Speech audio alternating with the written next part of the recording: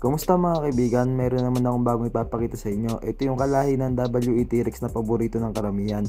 Ito nga pala yung WE Velociraptor. Ito ay compact size na meron 2011 na platform. Customized na nga pala to out of the box. At mas maliit yung magazine niya kumpara sa mga standard magazine ng WE na meron 2011 platform. Tanggalin na nga natin siya sa plastic upang makita na natin ng 20 ang kagandahan ng itsura niya. Wala ka nang kailangan baguhin sa unit na to kasi talagang napaka-pogi na, naka-magwell na, tapos silver slide at may mga cuttings din yan.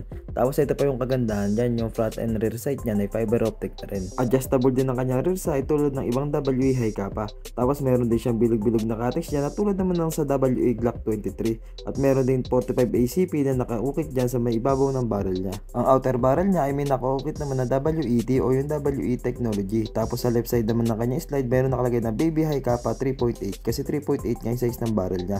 Sa right side naman ay may nakaukit na caliber 45 ACP. Kargahan na nga natin siya ng BBs. 0.23 nga pala yung kinarga natin ng BBs sa kanya. At tignan na rin natin kung ilan nga yung magazine capacity niya.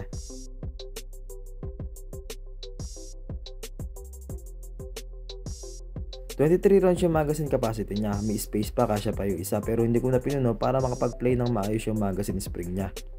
I-compare naman natin yung size ng magazine niya sa size ng standard magazine ng high kappa. Yung nasa kanan ayun yung standard size ng WE high kappa. At yung nasa kaliwa naman ayun yung magazine ng Velociraptor. Ang laki ng diferensya sa height nila, diba? Pero parehas pasok yan sa Velociraptor. Pag pinasok mo na nga yung magazine ng Velociraptor sa magwell niya, hindi mo na makikita yung base pad ng magazine mo kapag ka naka side view siya. Ito naman yung itsura ng standard magazine ng high kappa. Kapag ka pinasok natin dito sa Velociraptor, mas mahaba siya ng konti at mas kitang-kita mo na yung base pad niya. Kasi nga mas mahaba yung magazine kumpara sa grip ng Velociraptor natin. At dito naman sa kuya niya, natin siya ikukumpara. Yung nasa kaliwa ay ang WE T-Rex na merong black color at yung nasa kanan yung Velociraptor nga natin.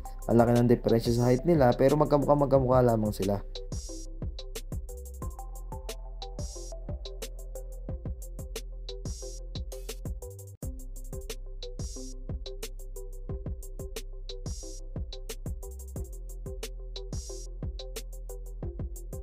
Tignan naman natin kung gaano siya kabigat. Ilagay natin siya sa timbangan natin na wala pang kasamang magazine.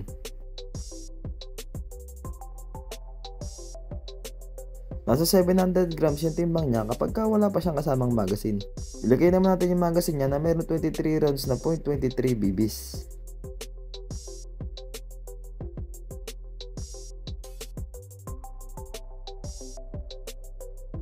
Tumitimbang nga siya ng 1,000 grams o kapag kinonvert natin sa kilogram, ito ay saktong 1 kilo. Ito naman yung isa sa nagustuhan ko sa pistol na to. Kahit compact size siya, tumitimbang siya na 1 kilo. Kasi nakakatulong yun para mas maging maganda yung handling niya. Magkarga na tayo ng green gas sa ating magazine. Siyempre, lagi nyo lang tatandaan, kailangan lagi nakataob yung magazine nyo at nakataob din yung lata ng green gas nyo kapag magkakarga kayo.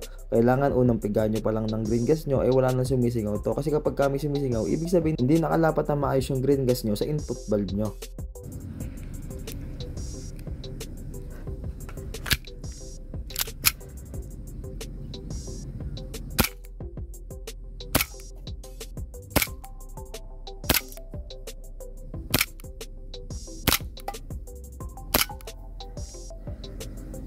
Nilagyan natin ng lupa sa loob para di siya alis sa pwesto niya.